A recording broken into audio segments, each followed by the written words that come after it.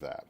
So I think every question and every decision that needs to be made, I believe that all directions for life, I believe all of life's questions can be answered in what we would call the Holy Scriptures. Whether you're a believer or not, let me just take an opportunity in this conversation to direct you to the Holy Bible, okay? So let me direct you to that. So in this instance, if you aren't sure, and let's say you're an agnostic and you're needing proof about God's existence, let me have you look at the Bible then as a historical book. So maybe you're not going to see it as a book of miracles. Maybe you're not going to see it as a book that leads to God. I just want you to see it as a historical book, because scientists and historians throughout the beginning of time have validated that stories in what we call the Bible historically have truth. There was a King David, there was a King Saul, there was a King Nebuchadnezzar, there was a Babylon, there was a Persia, Artaxerxes. So all these things that we know that the Bible mentions, we understand that there's truth in that, okay? So in this instance, let me have you look at the Bible as a book of history. Now, whether you are a Christian or not, most scholars would agree that the Bible is a historical account of the Jewish people, and before or after the fall of the Roman Empire.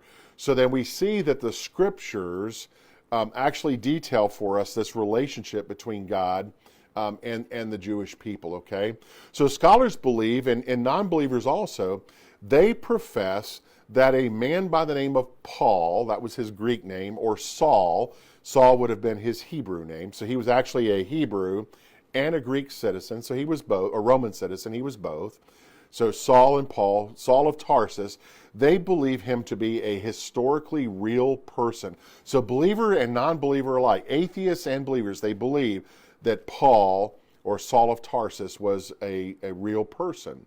The interesting thing about Paul or Saul is at one time he was the lead guy working against Christianity. He was actually termed the greatest enemy of Christianity itself. In fact, he was going after and insurging crowds and individuals to kill the followers of Jesus. And he made his life's mission to go in to disprove that Jesus was the Messiah or the Christ, and that Jesus was God. He did everything he could to disprove that. He wanted to show that it was a myth. So we know historically that Paul took a trip to Damascus. You can look on a map today, it's in Syria, and you can see where Damascus is. And while he was on that trip, something happened to him. He had what's called a vision. Now we know it's true because Paul records in his own words what he saw happen. And he comes in contact in that trip to the road to Damascus. He experiences Jesus. Not just Jesus, but the risen Jesus. And there's this conversation that happens, and it's in that conversation, and later on when a man comes and instructs him more, that Paul becomes not the greatest threat to Christianity, but he becomes the greatest preacher. He becomes the greatest advocate of the Christian faith. In 1 Corinthians 15, Paul writes about the resurrection of Jesus. This is really important. So I want you later to go to 1 Corinthians 15 and take a look at this story. So Paul gives the resurrection of Jesus. He first shares, much of the story was shared to him by others. So he says that a lot of this, he was not an eyewitness account. Like he wasn't there when Jesus was crucified. He wasn't there when Jesus died. He wasn't there when Jesus was put in the tomb. He learned a lot of that from Peter and some of the apostles. But he talks about how he has people who are telling him this. And he talks about how Jesus went to the cross, how Jesus was killed, Jesus was placed in a tomb, and 3 days later, Jesus had been resurrected from the dead. But here's where it gets interesting. He goes on to say that Jesus appeared to his 12 disciples. Okay, so let's look at that for a second. So Jesus allegedly appears to the 12 people who bought into the story, who were the purveyors of this story, about Jesus being the Son of God, God in the flesh, here on earth. Okay, so we might say, if you're a skeptic or if you're an agnostic, you might say, that doesn't really mean anything because they would substantiate the truth. But listen to what Paul, who atheists, agnostics, and believers all agree, and historians, is a true person, so we believe in his writings. Paul says it wasn't just the 12 that Jesus appeared to, but he appeared to over 500 persons. 500 people. 500 people. How do you get 500 people to all chirp the same story? I can't even do that in my family of 4, or my family of 6, or 10, or 11.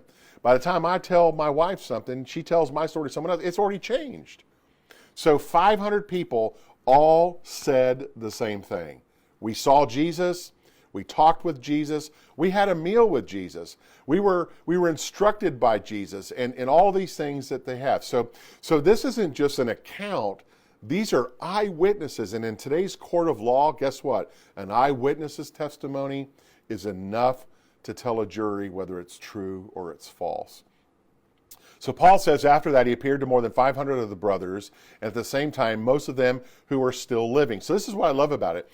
So at the time that writing came out, in what we read in Paul's letter to the Corinthian church, there were people who were still alive who saw Jesus.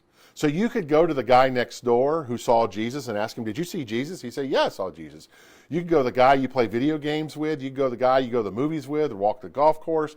You could go to your whomever, and you could physically talk to people who were still alive who could say that the resurrection of Jesus was real and it truly happened. These were actual people. These were real people.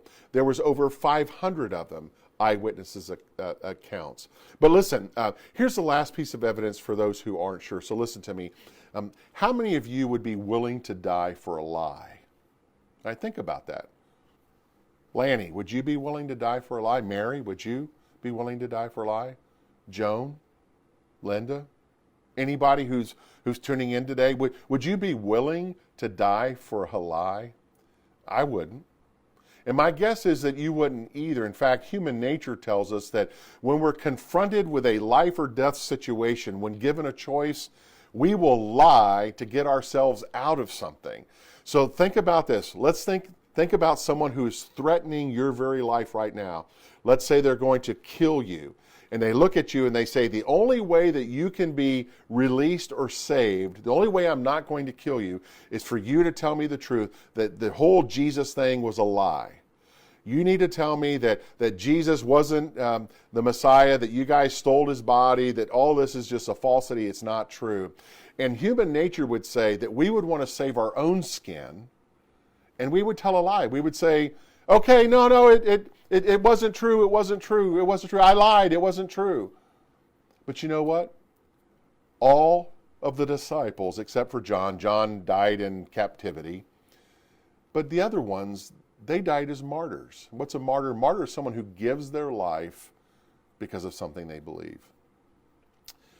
They were told before they were tortured and killed, renounce your faith. Tell us that this is all a lie.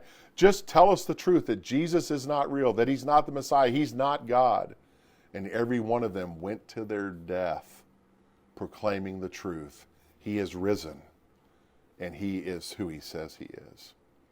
So let's go back to, as we think about that. I really want you to think this through.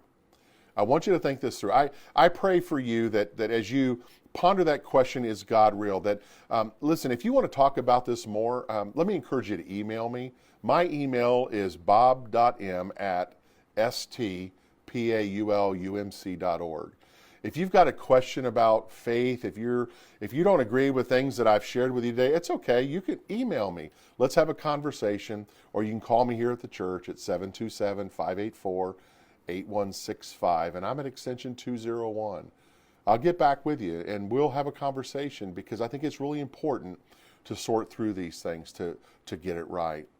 So let me tell you this. My hope is, if you haven't already, that you'll lean into the love of God, that you will trust God with your life, that you will trust God not only with your life now, but in your life to come, that God will be responsible for helping you to have healthy and loving relationships with others, and more importantly, also to love yourself. Hey, join me this Sunday for worship at 9 a.m. and 11 a.m. We're going to continue in our series, these questions of faith and asking about faith and all. And you can join us via live stream on our stpaulumc.org website. You can check us out on social media, either Facebook or YouTube, a couple different places that you want. We're at 9 a.m., which is traditional choir, hymns. We're also at 11, and 11 is more contemporary style. a little bit laid back guitar-driven drums. Let me have you join it. This week in church, we're going to talk about if there's one God, why are there so many denominations? And this has been a great message to put together, and I hope that you'll join me. My goal of that message is not to tell you to be in the denomination that I'm in, but just to have you understand a little bit more about why there are so many and what that means for those of us who are Christians.